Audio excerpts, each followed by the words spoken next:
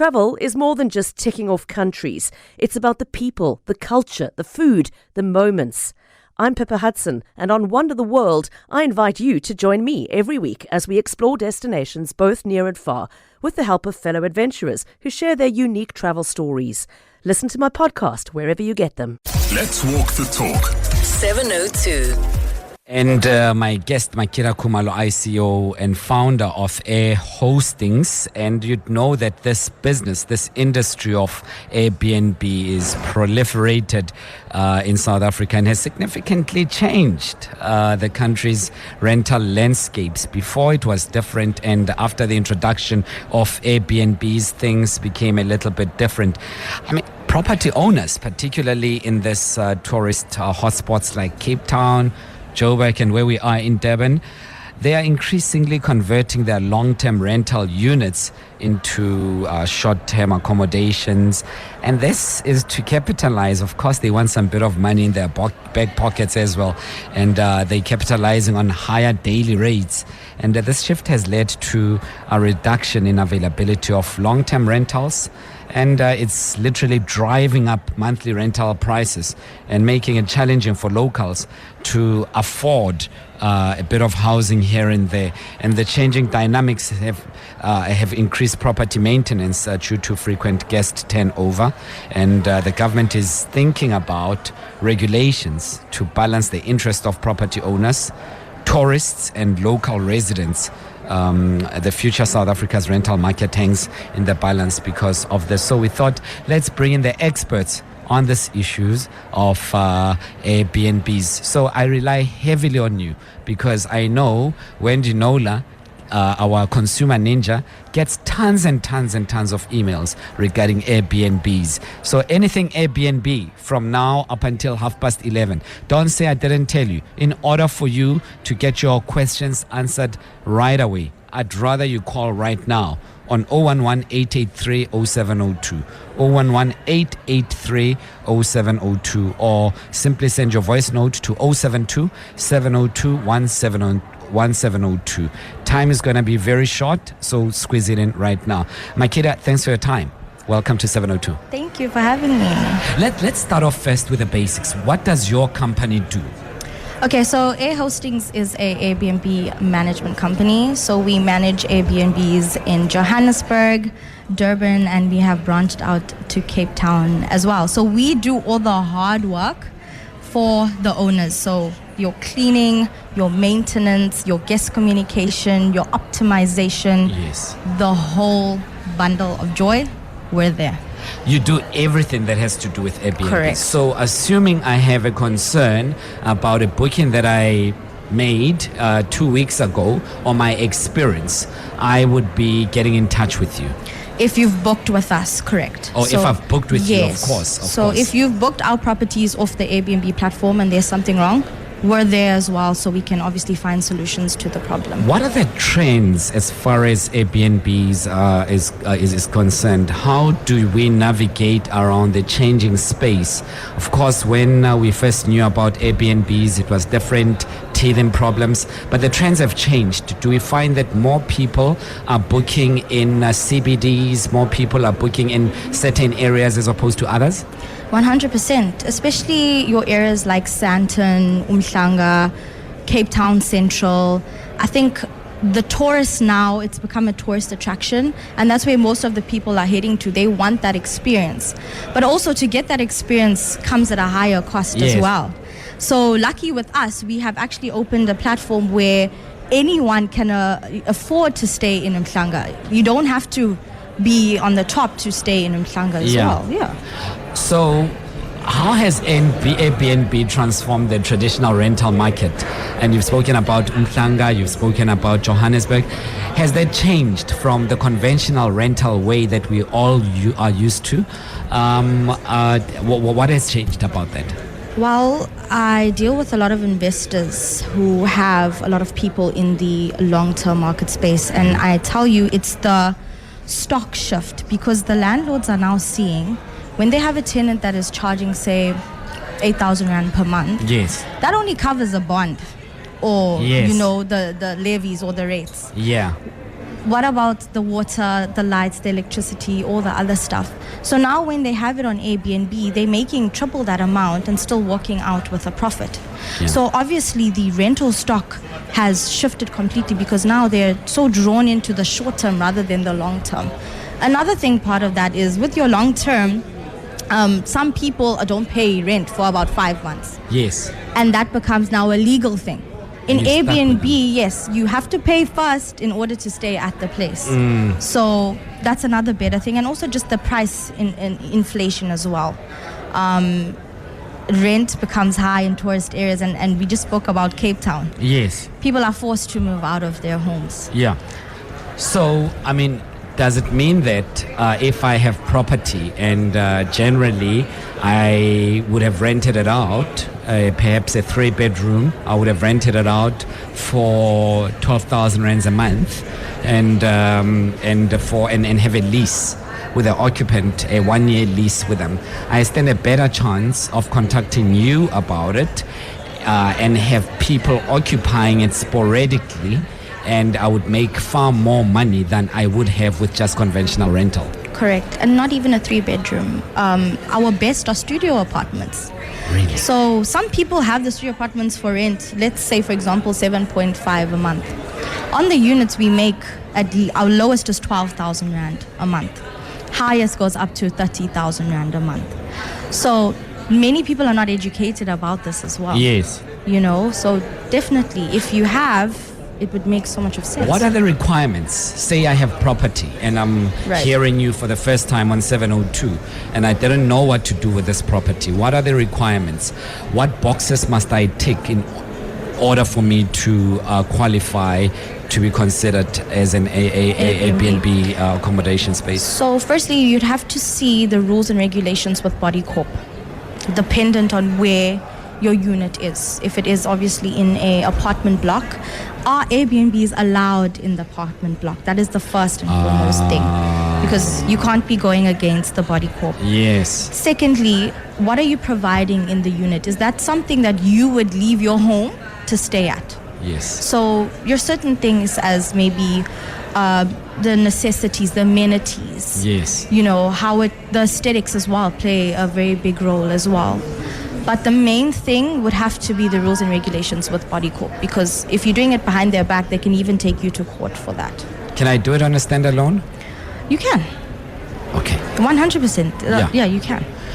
So, what if I have a concern about an accommodation that I visited and I booked through you, and perhaps I found the place unhygienic, or I have one concern or the other regarding security, or they left their dog there and I was now supposed to look after their dog and give them and give the dog water and food and all of that. All right. So with our strategies, before any guest checks in, we make sure that the unit is ready in terms of hygiene.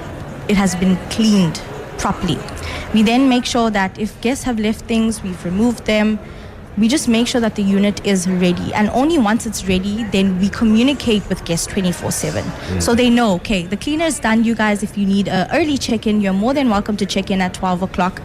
Everything is sorted for you. So it would never be a state of the place is unhygienic, but if that ever does happen, we do have a 24/7 customer service line where you can call, get your complaints in, and we provide solutions as soon as possible. We get to the place to sort out any issues. 011-883-0702, 011-883-0702, 15 minutes after 11 o'clock.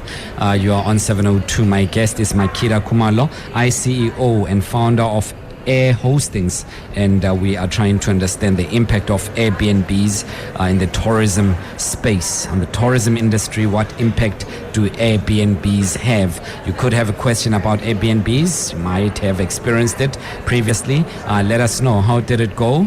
And we would like to hear from you right away. Makida, why Airbnb as opposed to a conventional hotel? Good question. What you can get in a hotel, you can actually get in an Airbnb. So tea, coffee, room service. Our Airbnbs provide room service. So Yeah.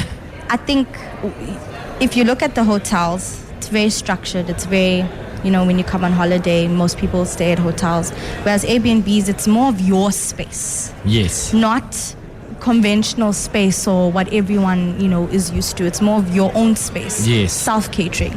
But it's self-catering with a touch, because we do offer the self-service as well. So if they need breakfast, well, you can have breakfast as your Airbnb. You need lunch? That's fine. Dinner? Perfect. Yeah. So and you operate just in South Africa? Yes. Okay. Hopefully we go international very soon. Yeah. But what sort of numbers are we talking about? Because it looks like someone who is taking out an Airbnb is more likely to pay higher than they would have at a conventional hotel or a motel. Well, that's dependent on the area, number one, and obviously for how many people. For example, I can give you an example. One of our best units, we charge as little as 850 Rand a night. Oh. And obviously for 100 Rand you can get breakfast with room service coming to your Airbnb. So there's the stigma that Airbnbs are 10 times more than your actual hotels, when that's not even the case. Yeah. It is, the affordability is actually great. And I think landlords are also seeing that, and that's why they want to come in, because they're covering costs. What do you make of the government wanting to regulate that space? That's a tough one. So with obviously the Airbnb space now, in order for you to do anything property, you have to be registered with the PPRA. Government is also involved. And if you don't have obviously your documentation and checks like that, they can actually buy out your company or run you out of business as well. So regulations are very important, because hygienic as well, you're making money, you're hosting people, so you need to make sure all certain things are in check as well. 18 after 11, 072-702-1702. South African Tourism presents one of the biggest must-visit events on the global calendar, Africa's Travel Indaba, live on 702. 21 minutes after 11 o'clock, you're on 702. I asked for your calls, and here they are on 011-883-0702. Nazir is calling us from Pretoria. Welcome, Nazir. Hi. Hi, how are you, Thabo? I'm free. How are you, Nazir? I'm good. Listen, very nice show, man, so well done on that. Just a few comments for me on Airbnb, man. On the 23rd of April, I drove from Pretoria, and I was on my way with my family to PE. We stopped in Bloemfontein. We booked the Airbnb. When I got there, the place was not clean. It was honestly one of the worst experiences with Airbnb, and I used them a few times. And I struggled very long to get the refund. We then went to another place, but instead of paying, I decided to try and drive to that area to see. And again, not very happy. I ended up staying in a hotel, which actually ended up being cheaper, but I do admit that I enjoy the convenience. But the problem with Airbnb that I then ended up having was twofold. The first one is, as a customer, I must go vet their accommodation, and they don't actually seem to be vetting accommodation on a regular basis to make sure that the upkeep and the cleanliness of the places are there. Because I've also been in places with Airbnb where the pictures that's posted on the internet and when you get there is very, very different. And I don't know what Airbnb is doing to vet those sort of things and stem those sort of things out. And the second one is, I don't understand why you pay before you get there and not pay at the accommodation. So now you end up as a customer, I end up with a schlep on looking for refund. Yeah. But when I get there and I see that the place is not up to standard, it's very simple for me to walk away. Those are the two things that I have a big problem with Airbnb, where I've actually decided I might not use Airbnb anymore because there's so many places coming up, and you seem to be fooled by what pictures are posted versus the actual reality. I'll listen on the feedback on the radio. Thanks a lot. Yeah. Before you go, 1 second, I just want to find out, if you don't mind, very quickly, Nazir, if Makida doesn't have a follow-up question for you. Do you have a follow-up question for him before he leaves? No, but I do agree with you, Nazir, 100%. False advertising also is a very big thing in this industry. Also, when you do book on booking platforms, you guys need to make sure of who is hosting the properties. Because remember, when you book on bookings.com or book on Airbnb, they give you a little description of the actual hosts. And it's the host's responsibility and duty to make sure that all things are in order. So I'm so sorry you had to go through that. Please book with us in future, and we promise we'll take good care of you and your family. Great. Mapote is calling from Joburg, and just as I was about to go to Mapote, he hung up, and we'll try to get Mapote back on 011-883-0702. The issue of refunds, Makida, is a huge one, and Nazir is also asking that why is it that one cannot at least get to pay when they get there, when they're satisfied and payment is done. I suppose that's just how the transactional world works, but why is it so difficult to get the refunds? How long does it take to get a refund? So on Airbnb, it takes about up to 5 to 7 days. On bookings.com, slightly shorter than that. However, if you do book with like management companies can refund you if there's an issue in less than 24 hours instantly. Again, cash is king. And I think the strategy of collecting cash at the actual apartment is not really safe. We rather deal with EFTs to have a safer transaction because imagine now someone books at 12 p.m. We have to go there at 12 p.m. and then you short of cash and, all of those type of things. 011-883-0702. Mapote is on the line. Let's try Mapote one more time and see if he will respond. Mapote, hi, welcome. Hello, thank you. I think my experience is similar to the previous caller. I have a problem with this false advertising. And when you report to Airbnb, their response is that we'll make a plan. What they mean is they will clean the house while you're still there, while you're already there. They don't check before the guests come in. And we had to go and find another place to live, to move into in Cape Town. And till now, we still don't have our refund. This happened in December. I mean, I think what she's saying and what she's selling right now is false. Makida, Mapote, don't go away, Makida. Yeah, so in terms of the false advertising and the refund, remember it's dependent in each city, in each province as well. So some people might get their refunds much quicker than you might have, depending on obviously the banks that they've used, how big the booking was, how long the stay was, etc. And when it comes to false advertising, remember Airbnb and bookings.com is a booking platform. There's only so much that they can do. The ones that are always at fault, and I tell this to everyone all the time, is the people that are actually hosting you. So your hosts, your hosting companies, they are the ones that have to obviously make sure that things are in check. As per we do that, Airbnb obviously doesn't really help that much. That's why the companies that are behind it need to take the responsibility and the initiatives to take it further than that. And it's quite concerning to know that you haven't received a refund since December, because that should have been escalated within the day that you had laid the complaint. So I'm so sorry about that. Yeah, are you good there, Mapote? Yes, thank you. Okay, thanks very much. Makida, of course there's these problems, but I suppose we are relatively new into this and we'll get the hang of it. But someone, again, those who are listening in, do they get in touch with your company in order to join the ecosystem of the Airbnbs? Yes, 100%. Oh, and how do they reach you? So you guys can check us on all social media platforms at Airhostings.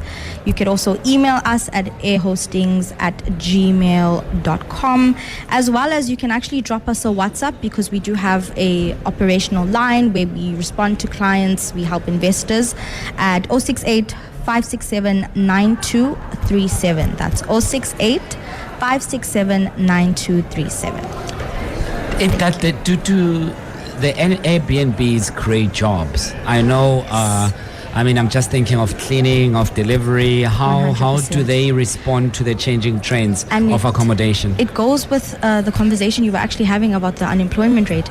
And we as Airhostings, we actually educate people how to get into this type of field, because I know how it feels to be unemployed and part of the unemployment. Let's apologize to interrupt you. Let's squeeze in Lerato very quickly. We'll be going to the news. Let's see if we can squeeze in. Lerato, 20 seconds. Hi there, how are you? We are all good, Lerato. Straight to the question, please. Yes, not so much a question, but my input to the whole Airbnb experience. I'm a host, and my wife and I travel quite often.